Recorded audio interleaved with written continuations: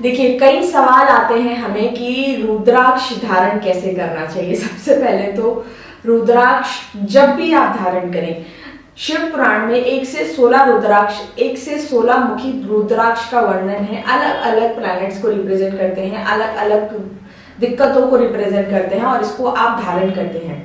वैसे धारण करने की कई विधियां होती हैं, लेकिन आपको सबसे पहले ये जानना जरूरी है कि रुद्राक्ष कोई एक मामूली फल नहीं है।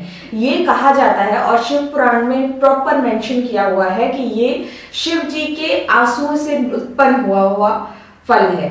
तो शिव जी के आंसुओं से उत्पन्न हुआ फल है, तो आपको इसको बहुत ही इज्जत सम्मान के साथ धारण करना होता है, बहुत ही विश्वास के साथ धारण करना होता है। अब जो सबसे अच्छा दिन होता है रुद्राक्ष धारण करने का, वो होता है शुक्ल पक्ष के सोमवार। वैसे तो आप इसको कभी भी धारण कर सकते हैं, लेकिन हम रिकमेंड करते हैं कि आप इसको शुक्ल पक्ष के सोमवार में ही धारण करें। अब इसकी विधि जो शुरू होती है वो सोमवार के एक दिन पहले यानी रविवार से शुरू होती है।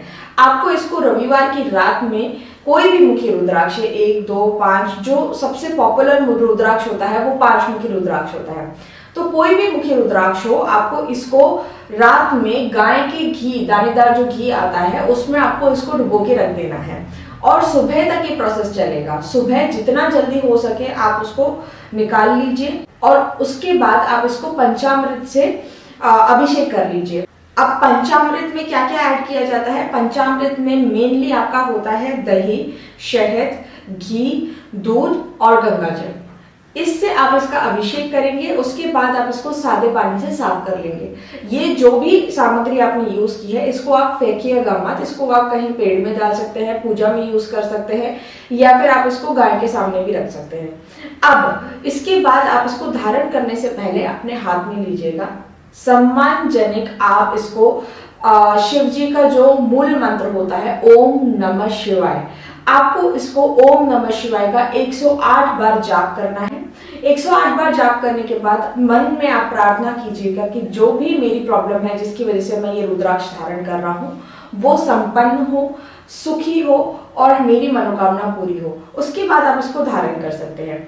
अब लेकिन धारण करने के बाद कई सारे नियम आपको फॉलो करने रहेंगे। सबसे पहले तो इसको धारण करने समय आप मांस मदिरा नहीं ले सकते हैं, उनका सेवन नहीं कर सकते हैं। वैसे तो आप इसको छोड़ ही दे तो बेटर रहेगा, उससे अच्छा तो कुछ है नहीं। और अगर आप कभी नहीं छोड़ पा रहे हैं किसी भी वजह से, तो इसको धारण करते वक्त आप इसका सेवन ना करें, आप इसको रख दें उतार के और उसके बाद सुबह फिर वापस धारण कर लीजिए। तो इनको धारण करते टाइम आप ये सारे सेवन नहीं करेंगे, उससे रुद्राक्ष को भी पीड़ा होती है और उससे आई हुई जो पॉजिटिव ऊर्जा है उसमें भी कई बाधा आती है, तो इस वजह से ये नहीं करना चाहिए। दूसरी चीज, जब भी आप रुद्राक्ष धारण करें वो अभिमंत्रित होना चाहिए। इस वजह से आपको कहा जाता है कि आप या तो सामने पास में जो शिव मंदिर है वहां पे किसी पुजारी से इसको अभिमंत्रित करा लाइए, नहीं तो ये जो प्रोसेस है जो मैंने आपको पहले बताया कि शिव जी का मूल मंत्र ओम नमः शिवाय 108 बार और अभिषेक पंचामृत से, ये करना बहुत ज्यादा जरूरी है। या तो आप इसको घर पे ही कर सकते हैं या फिर आप इसको पास के किसी भी शिव मंदिर के यहाँ जाके करवा सकते हैं। इसके अलावा अगर आपको जानना हो कि 1 मुखी रुद्राक्ष से लेके 16 मुखी रुद्राक्ष किस वजह से यूज किए जाते हैं, किस तरीके से यूज किए जाते हैं, किस किस टाइम यूज किए जाते हैं और कौन कौन धारण कर सकता है, तो हमें कमेंट में अपने क्वेश्चन जरूर पूछिएगा और इस वीडियो को शेयर करना और लाइक करना ना भूलें। अगर अभी तक सब्सक्राइब नहीं किया है तो हमें सब्सक्राइब जरूर कर लीजिए। जय मां काली।